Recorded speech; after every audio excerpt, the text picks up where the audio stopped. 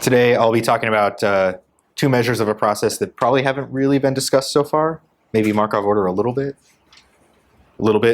I will be talking about how you calculate the Markov and cryptic orders for a process, and calculate them exactly rather than approximate.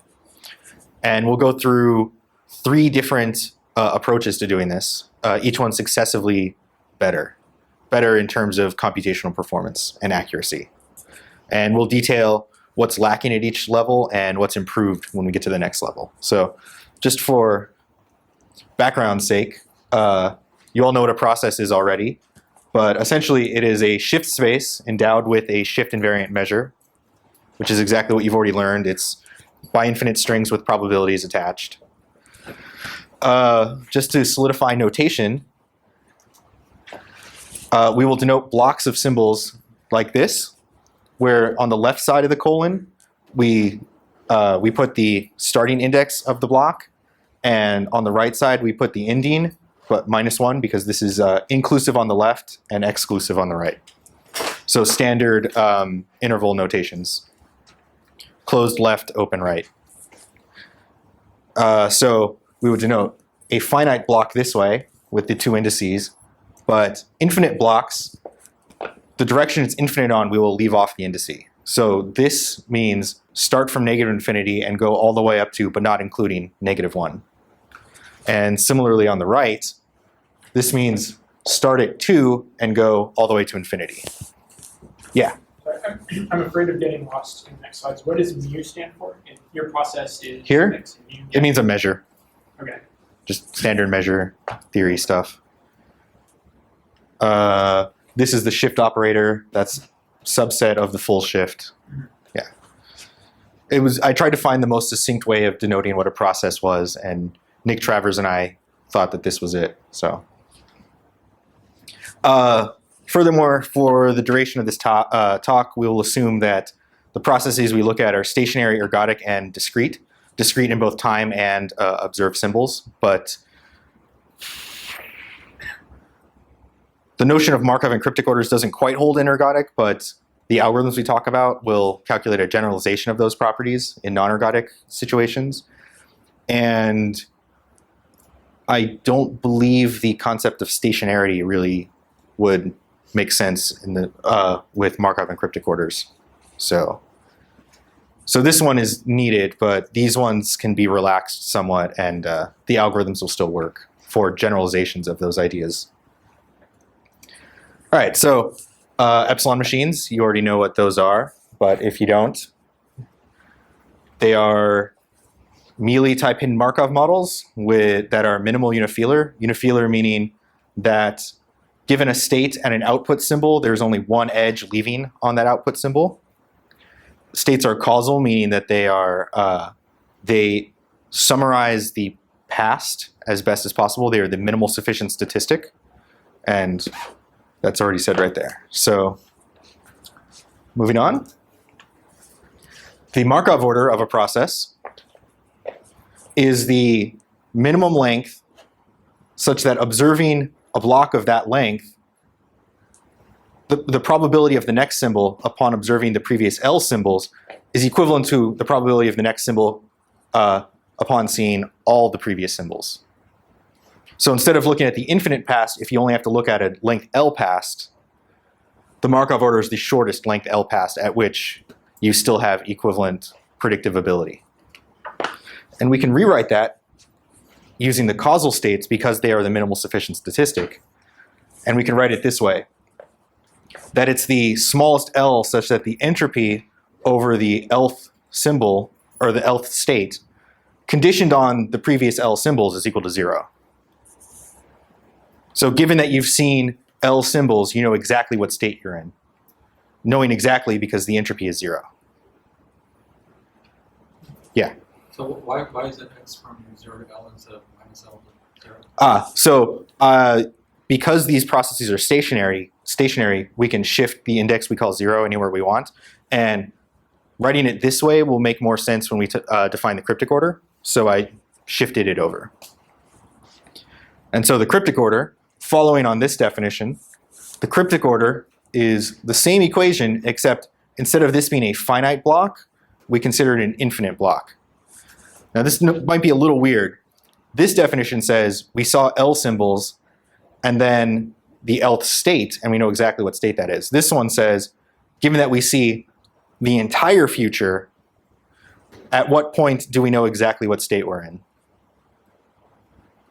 So we'll see some examples of what this means exactly and concretely very soon. But first, the naive approach to calculating the Markov and cryptic orders is using block entropies and block state entropies, which have those been talked about yet? A little bit? It's just, as you can see, it's the entropy of not just a block of symbols, but also the state induced upon seeing those symbols. So like with the even process, if you see a bunch of ones, you're in a mix of A and B. But if you ever see a 0, you know exactly what state you're in. So if this block has a 0 in it, this entropy, or this will contribute nothing to the entropy. But if this block has a 1 in it, this will contribute, or if this block doesn't have zeros in it, this will contribute to the entropy.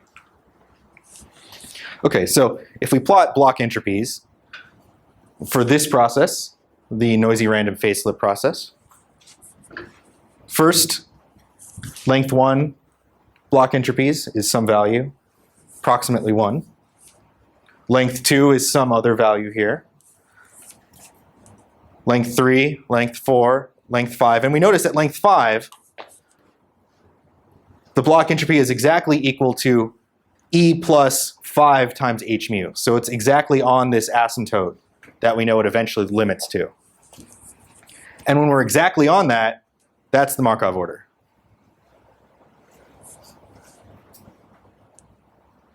And then it just keeps going and following the asymptote.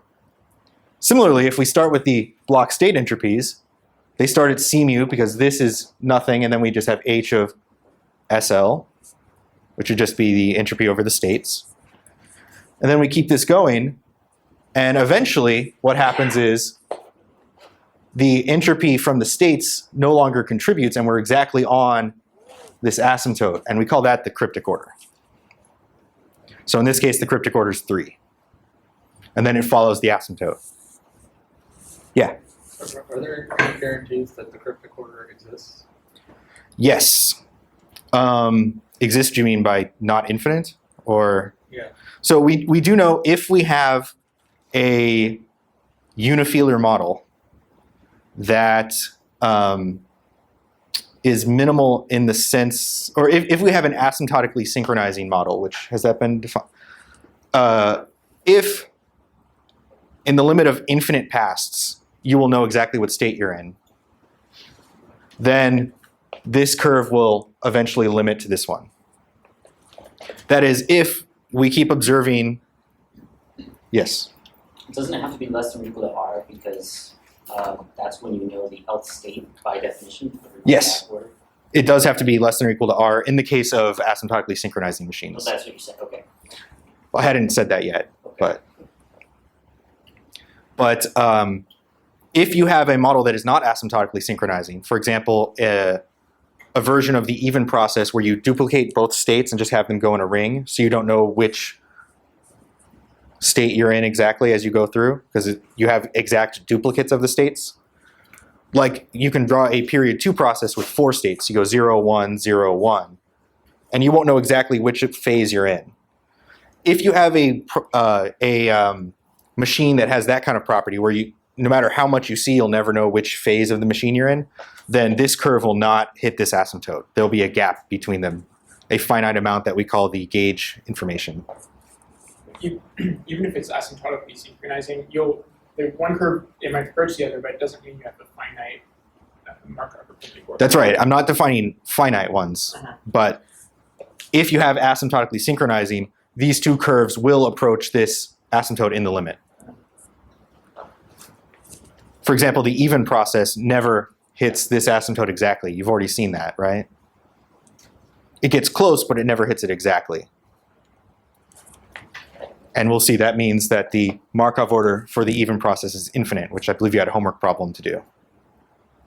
Yes?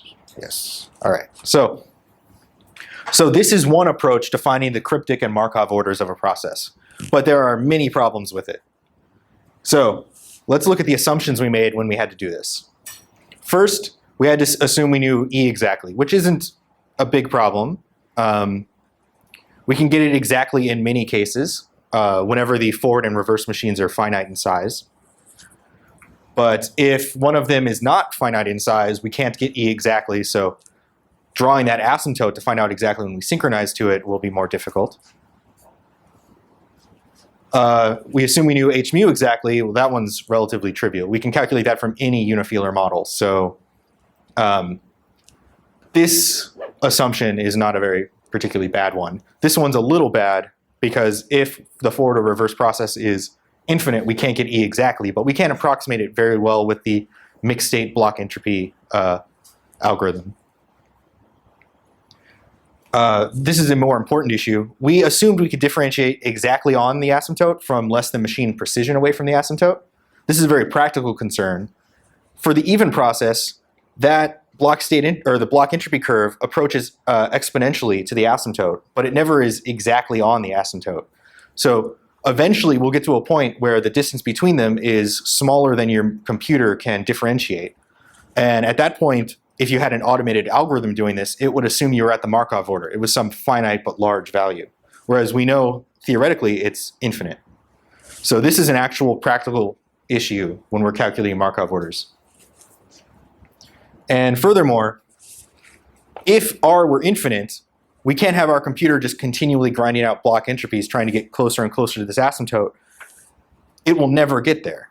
And so we have to have some condition for bailing out and saying, well, the Markov order is larger than 1 billion, so we're going to assume it's infinite.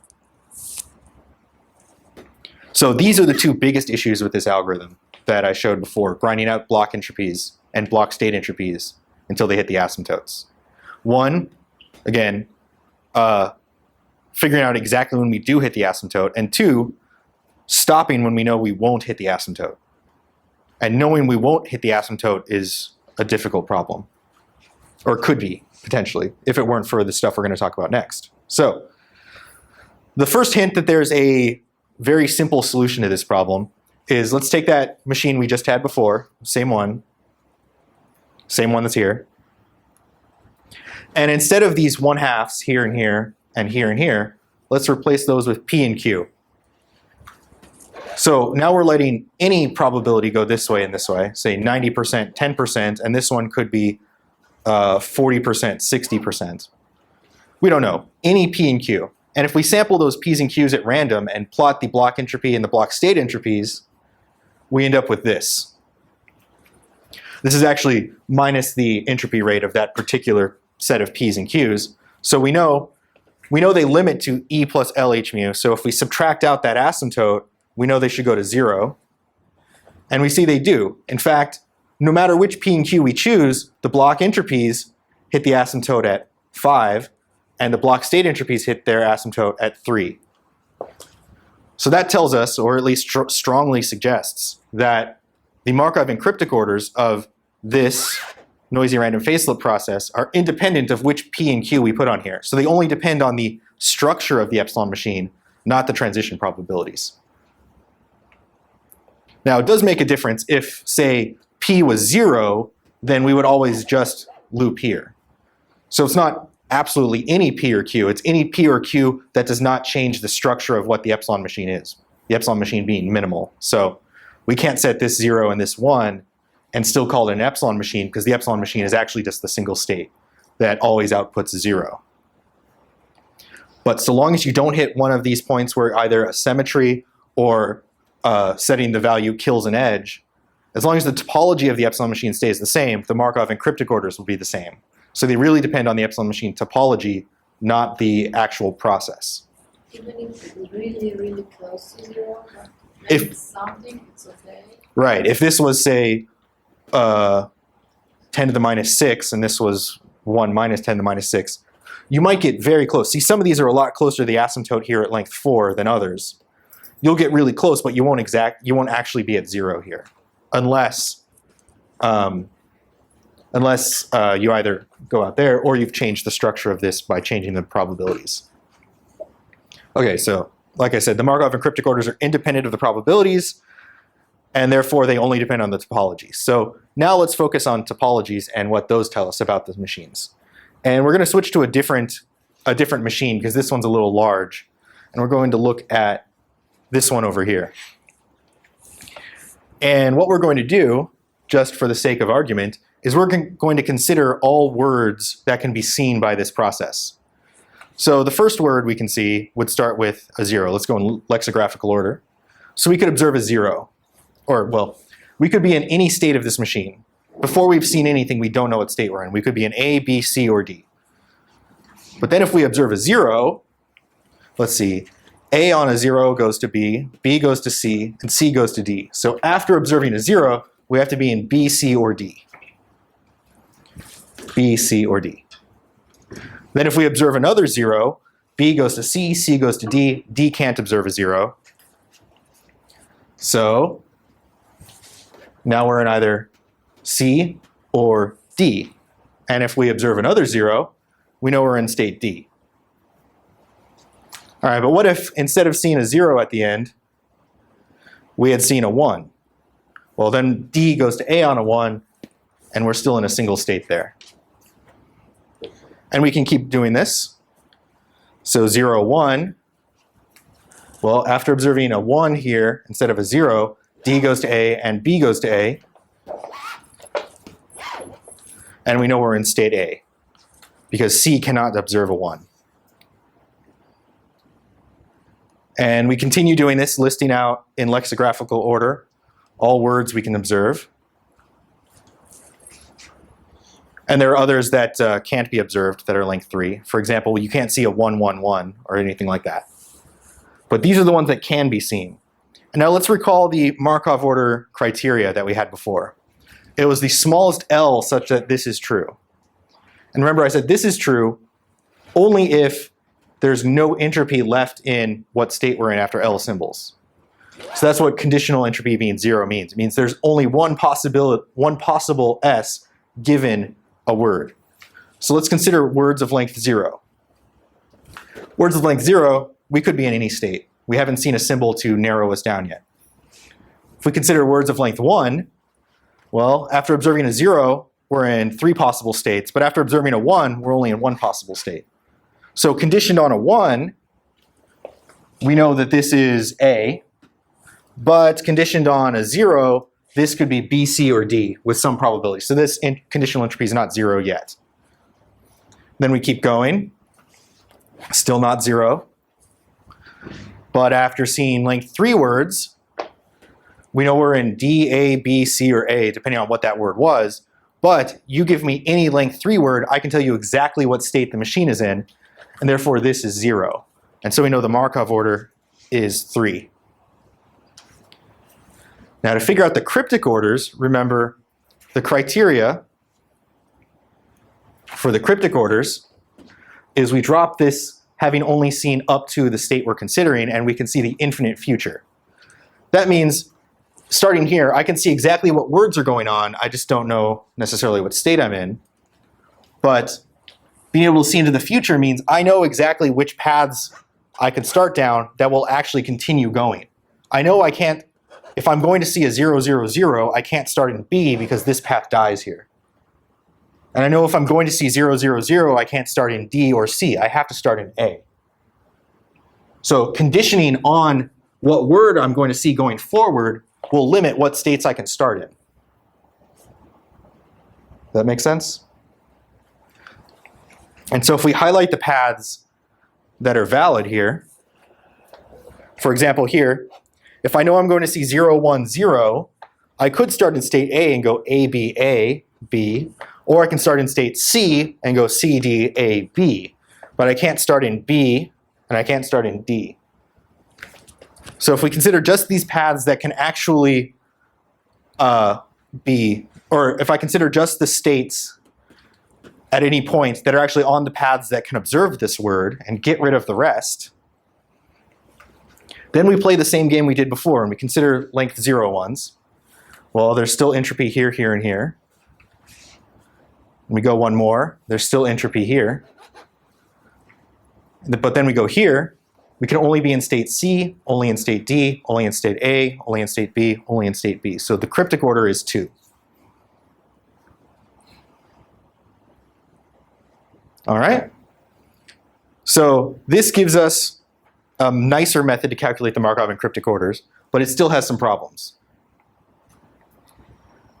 The first problem, or the first advantage, is we don't need to know E or H mu at all. Those don't matter. It's integer-based, meaning we just need to keep track of what elements are in a set and which ones aren't, rather than keeping track of actual values, real floating point values, so we don't need machine precision. But when it comes to synchronizing words, they can be of arbitrary length and an arbitrary number of them, depending on the process. So we still have infinities to worry about, but we don't have to worry about differentiating very small numbers. Okay, so one problem down, but one still exists. Questions so far? All right. So can we do better?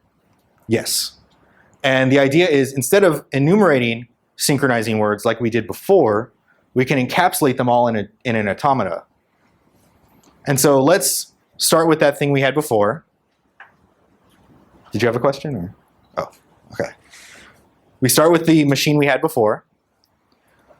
And we start by not knowing which state we're in. We could be in A, B, C, or D. So we put an actual state that represents that here. And then if I'm in A, B, C, or D, we already saw that if I see a 1, I know I'm in state A. And if I see a 0, I'm in either B, C, or D. So we can add those in here. If I see a 0, I know I'm in B, C, or D. And if I see a 1, I know I'm in A. This should look familiar from the mixed state algorithm, which is the probabilistic generalization of doing this. So from BCD, if I see a 0, I know I'm in CD. But if I see a 1, I know I'm in A. And from CD, if I see a 0, I know I'm in D. And if I see a 1, I know I'm in A. And we can encapsulate all the synchronizing words of a machine by doing this type of construction. And we can enumerate those synchronizing words again by looking at all paths through that machine, or through that structure. So our synchronizing words are 0, 0, 0. That takes us from not knowing what state we're in to knowing exactly what state we're in. 0, 0, 1, 0, 1, and 1. Those are the 4 paths that will take us from this state of not knowing exactly what state we're in to knowing exactly what state we're in, if we see either of these or any of those 4 words. And the longest such word, or the longest path from this state down to these states, is the Markov order. So how do we calculate that longest path? Well, we can do it by eye easily, but on a computer it can be more difficult. So we have to utilize an algorithm that someone named, or 2 guys, one guy named Bellman and another named Ford came up with back in the probably 50s or 60s. And what it does is it calculates the shortest path, or the minimum weight path, from one state to another state. Minimum weight meaning if you had some kind of transportation network that had costs on each of the edge, like how much it costs to transport from one city to another, you want to know the cheapest way to get from any city to any other city. This algorithm would tell you that cheapest way. And at first it would seem like that's the wrong algorithm to use here, because we want the longest path, not the shortest one. But what we can do is, if we put -1s on all these transient edges, the ones that take us from here down to these recurrent states, and put 0s on all of these ones, the weight of the minimum weight path becomes the length of the longest path. And so at this point, we can use Bellman-Ford or another algorithm called Floyd-Warshall, named after the 2 people that invented it. And they can tell you, they will spit out exactly what the length of that longest path is.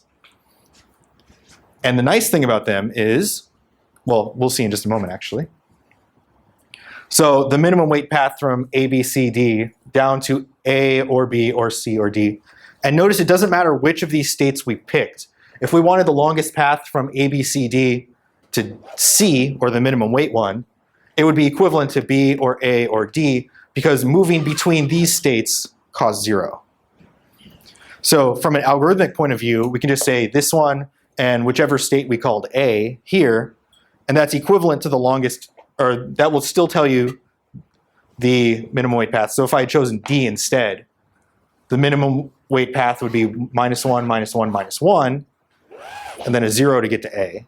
Or this, or if I had chosen B, for example, 1, 1, 1, and then 2 0 weights to get down here. So it doesn't matter which of these states you choose in the algorithm, it will work. So for a few examples of what these types of structures look like for different processes, and then we can see some cases where it's infinite. Here's one example. I've colored red the transient nodes and transient edges, and the recurrent portion is in black here. So we can see the Markov order for this situation is 3. 1, 2, 3. Or 1, 2, 3. However, this machine here, the Markov order is infinite. Because I can go. So the longest path from here down to one of these states is infinite in length because I can take this loop as many times as I want. And if we look down here, that's equivalent to going back and forth between these two states upon seeing a 0. We won't know exactly whether we're A or B if we just see a bunch of zeros. The first 0 will take us, we know we're not in C because we go to B.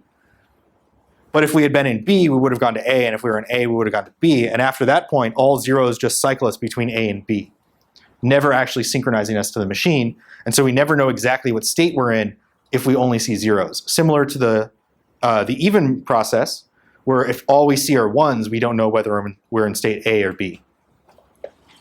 So this is a case where we have infinite Markov order. And the nice thing about Bellman-Ford and Floyd-Warshall is they will detect these negative weight cycles. So when we weight these all with -1s, they can tell you that the minimum weight path is -infinity. Whereas a lot of shortest path or longest path algorithms like Dijkstra don't work when there are negative weight cycles. All right, so the last example is we call this the NEMO process. And it's also infinite Markov order because of the loop right here. Okay, so the Markov order algorithm is very simple. You just build that automata we call the power automata. It's also it's the structure that's developed when you do what's called the subset construction, which is the way you determinize a finite automata. And it's directly analogous to the mixed state algorithm, which unifilarizes a hidden Markov model. But the cryptic order algorithm is much more complicated. We start with the power automata, like before, but we're going to modify it in a number of steps. And we're going to have 4 or 5 different statuses for the edges in this machine. So in this power automata, we're going to color the edges based on what state they're in. They can be in a state where we still have to check them, and I'll explain what checking means. They can be in a state where they're good, a state where we're adding the edge to the machine, a state where we're removing the edge from the machine, or where we're currently checking it.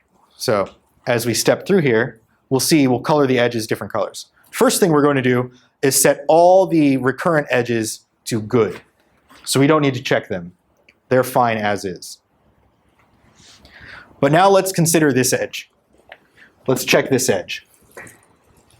Let's think about what this edge tells us. It tells us that if we were in a state of, or if we could have been in state C or D, and then we observe a 1, we end up in state A. But let's look at state A. If I saw a 1 and ended up in state A, I had to come from either D or B. I couldn't have come from C. So in some sense, this edge is lying. It's lying because it was built going forward only, not with any goal in mind or where we ended up in mind. But if we know we ended up in A, we knew we came from D. We couldn't have come from C. Does that make sense? So what we're going to do is we're going to take this edge out of the machine because it's not telling the truth when we look backwards. We're going to take it out, and instead this edge is actually this edge because we know we came from D and went to A. So this is the edge we actually were following. And to maintain that we don't know how we got to this state, we don't know how we got to D. Well, we do because there's only one path here. But if there were multiple paths, the answer could be different.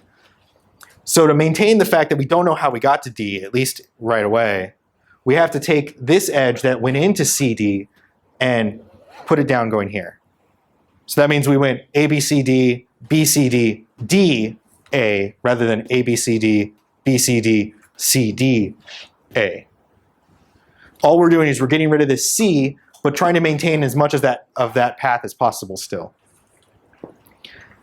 So we cut out this edge, we remove it, but we add this one, which is a clone of this edge.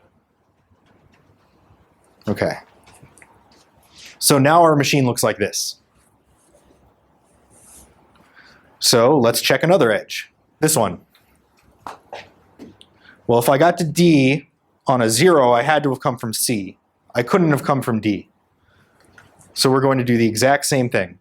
We remove this edge because it was actually this one, and this edge becomes this edge. Okay, now we have a state and an edge that can't make it to the recurrent portion, so we can just remove them. Boom. All right, so let's just keep going. So there's this edge to check. It says I was in B, C, or D, saw a 0, ended up in C. I had to have actually come from B. So once again, we remove this, but this edge becomes this edge. Or we clone it.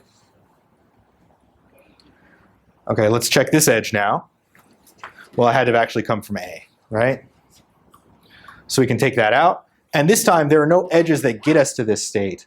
So we don't need to maintain provenance and actually make a copy of any edges. We can just remove that one completely. Okay, so then this edge, B, C, or D, get in here. We know it came from C. So we remove that edge, add in this green one. Okay, let's see. Let's check this edge. It says here on a 0 ended up here. I had to actually come from B, so we can remove that. This edge. Now this is where it starts to get trickier. B, C, or D saw 1, ended up in A. Well, I actually came from either B or from D, but not from C. So what I need to do is I need to actually create a new node to add to this graph. I actually came from B or D and went down here to A. So this edge is actually this edge. This edge, I make a copy to go here. And since this is a new node in the graph, I need to consider what it would do on a 0 also. Well, B or D on a 0 goes to C. So I end up with this. And again, I can remove that dangling node from the graph. So now we can check this edge here. Well, we know it's this one actually. So this would go here. But if you remember, we already had A, B, C, D to B on a 0. We already checked and verified that that edge should not go in the machine, so we don't add it again. And now this edge, we verified and is good, so we color it blue. Because we've already checked BD to A on a 1 is valid, looking backwards.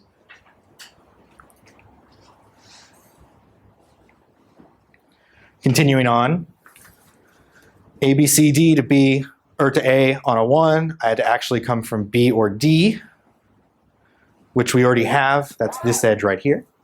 So we remove. And then ABCD to BD on a 0. Well, B on a 0, I had to come from A, and D on a 0, I had to come from C. So we need to add a new state again, AC on a 0, going to BD. And since we just added that, it's good, and we can delete that old node. And we finally have a structure where all the edges are good.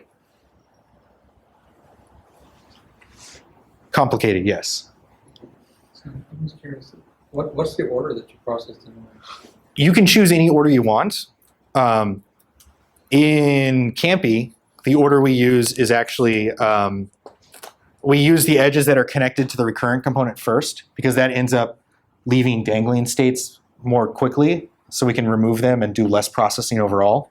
If you start with the edges that were connected to the start state, you might have to process a lot more to end up with the same structure in the end. So we maintain a priority queue that are prioritized by, or sorted by, first whether they're connected to the recurrent section, and then the ones that have the smallest number of nodes coming in. So ones that have A, B, C, D to A are checked after ones that are just B, D to A, for example. So you do a topological sort of some sort of? Yes. We sort them by first the size of this, smallest first, and then so the to node and then the from node for tiebreakers. Okay, so then we do the same thing with Bellman-Ford. We weight the transient edges with a -1 and the recurrent ones with a 0, find the minimum weight path, and that's our Markov order, or cryptic order. So here's some other examples. And you'll notice something here. There are 2 separate transient components. The algorithm can create that, and in which case you need to consider the longest path from each of these start nodes. What happens is, it didn't happen in this past example, but it can in general. We had that A, B, C, D state, and it ended up getting split and making that AC state.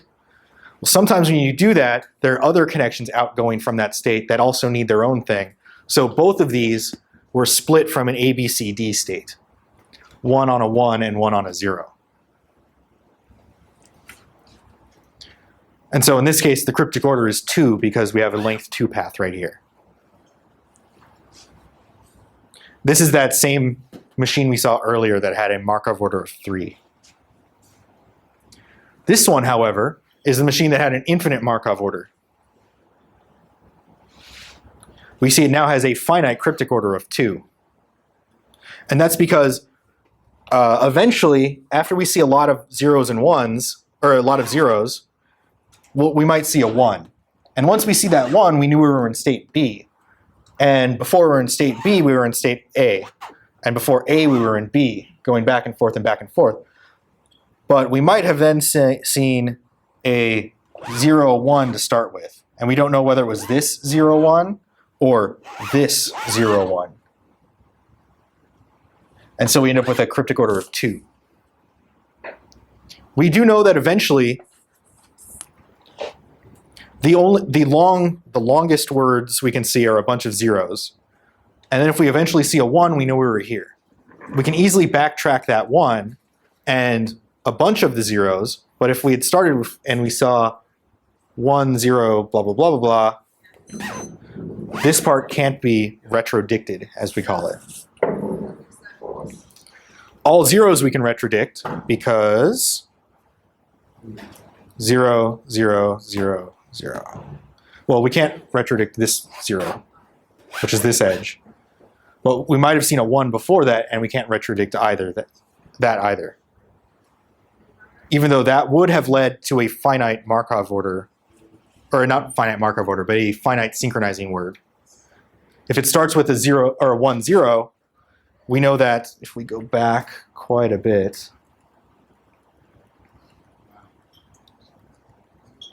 this is why there are 100 and something slides. Oh, wrong one. 1, 0 is this path right here. So 1, 0 synchronizes us easily. But we can't back out what path we took to get here. We know we were in A or C prior to the B. And then prior to AC, we could have been in C or in B. So we end up with the, what was it? It was BC to AC to B. So even though this branch of the machine can be perfectly retrodicted in that, well, if I came here on a 1, I know I was here, and then some arbitrary number of 0s,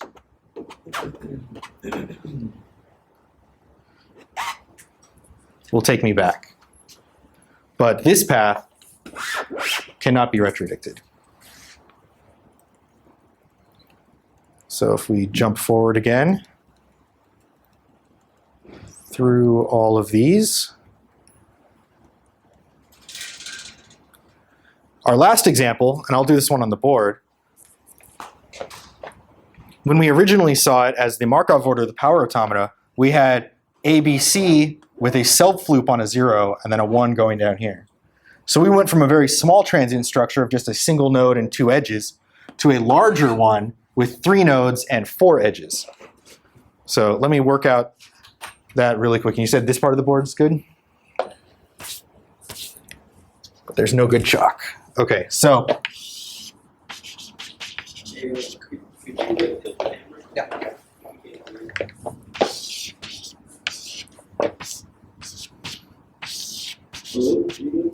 it's coming. Can you see that? So what do we have here?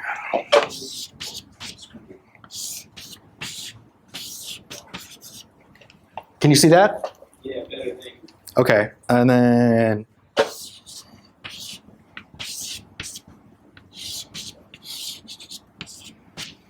so this is the structure we had before. This is the recurrent portion. Then if we do the power set construction, well, if I'm in A, B, or C and I observe a 0, I just permute these values. 0 goes here, here, and then here. So we self-loop. And on a 1, we have to be in state A, coming from either C or from A itself. So this is the structure we had before. But once we run the cryptic order algorithm, well, if I was an A and I came there on a 1, I had to have come from either A or C. So we make an AC state on a 1. And the only way I could have gotten into this state on a 0 is from coming from itself. So we clone this edge and go like that. And this edge is not necessary because this is the actual one. Well, let's consider this edge. If I was in A and C and I got there on a 0, I had to come from B or C.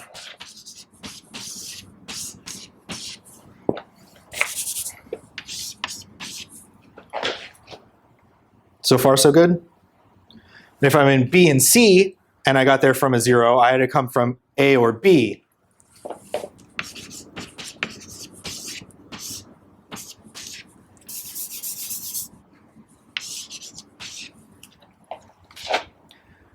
And if I'm in A and B and I got there from a 0,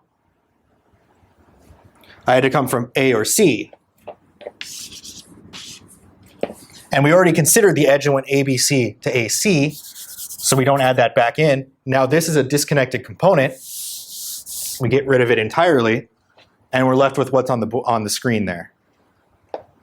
So we went from a very small transient structure to a larger one when we're calculating the cryptic order. But as you can see, it's also infinite because we can cycle through these 3 states as much as we want. So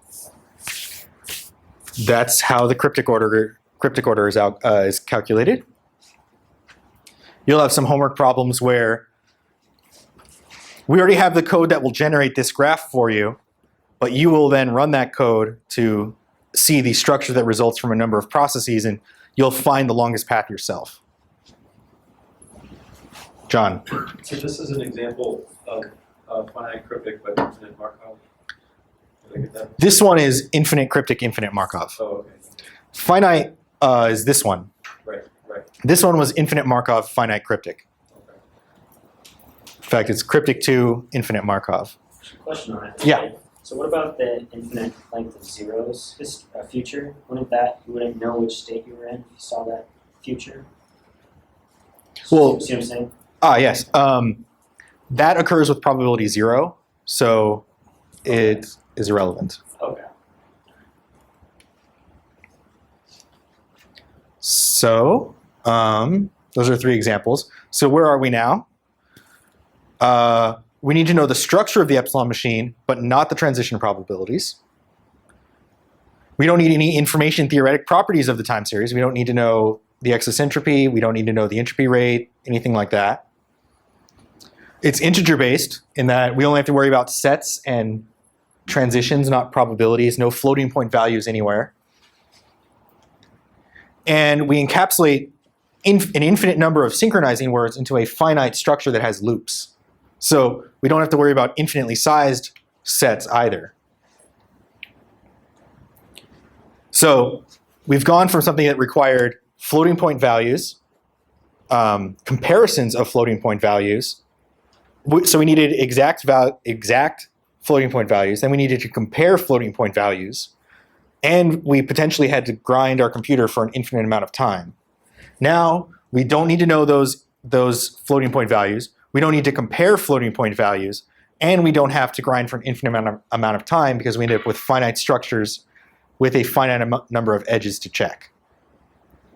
In fact, we're limited exponentially in the number of edges for the power automata. It's 2 to the number of original states times the alphabet as the total possible number of edges. In practice, it's much less. And for the cryptic order, it's probably gets closer to that limit. The alphabet size times 2 to the number of states. Because the states in the transient structure are elements from the power set of the original states, and that has size 2 to the n. And then there could be as many as 1 edge for each symbol going outwards, so times alphabet size.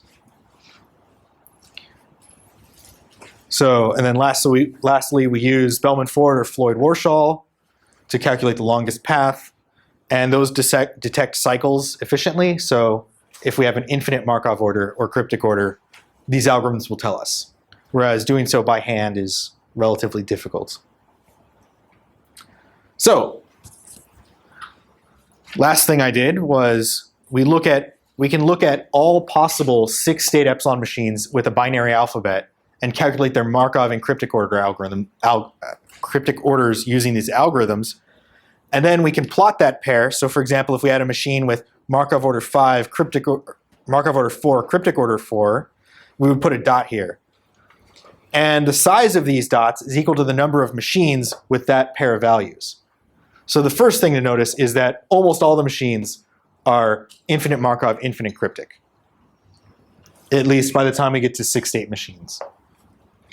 And there are a number of other interesting properties. So we notice first off that, How many 6-state machines are there? 12 billion or 12 million? Is that right? Or 1.2 million? 1.2 million. If you want to know the exact number, you can look at Ben Johnson's paper enumerating epsilon machines, or enumerating finitary processes. Are your dot size logarithmic size? Or No, they are linear. Linear. Or the area is linear with the number of machines. So the radius is square root. When you get to higher states, you have to go logarithmic because otherwise this dot covers everything else. But I was able to find a scaling linear in size, which this dot didn't cover any others. And I'll get to that interesting bit in just a moment. So number of features here. First off, of the finite Markov order area, so these ones here, we notice the density tends to be when Markov equals cryptic. So along this line here. And it's smaller, there are fewer machines with large but finite Markov order or small but finite Markov order. Second, we do notice that even when the Markov order is infinite, the cryptic order is finite in a large number of cases. These aren't very small dots. These are the biggest ones that aren't this one.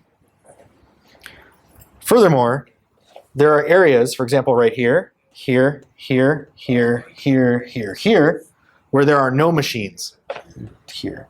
So there are, although there is a Markov 13 cryptic 3, there's not a Markov 13 cryptic 4 or 5, but there is Markov 13 cryptic 6. There are gaps in this picture at fixed machine size. We can, of course, find machines that have these Markov and cryptic orders, but within the class of machines that are of size 6 in binary alphabet, those machines don't exist. Those processes don't exist. Second, the thing I find probably most interesting, or two related things. Is first off, there is a largest finite Markov order of 13 for 6-state machines. And that means, because what Greg pointed out earlier, and it's relatively easy to show, the cryptic order is less than or equal to the Markov order. And so the largest finite cryptic order is also 13. But if we consider the processes that have infinite Markov order, but finite cryptic order, the largest finite cryptic order is 11. There is no Markov infinite cryptic 12, even though there are Markov 13 cryptic 12. This dot is not covering up machines here. There are none with those properties, which is very confusing. So if anyone wants to work on that, another project problem. Also, why these gaps might exist is unknown. This trend seems to hold for larger machine sizes also. Almost all, I think this is 96% of all the 6-state machines with binary alphabet are infinite Markov, infinite cryptic. And 98% are infinite Markov itself. So these dots here account for only 2% of the machines.